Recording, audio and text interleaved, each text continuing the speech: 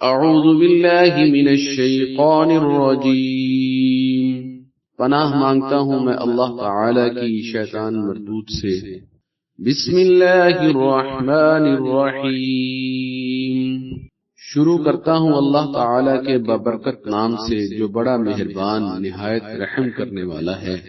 والمؤمنون والمؤمنات بعضهم اولیاء بعض يأمرون بالمعروف وينهون عن المنكر ويقيمون الصلاة ويؤتون الزكاة ويطيعون الله ورسوله أولئك سيرحمهم الله إن الله عزيز حكيم۔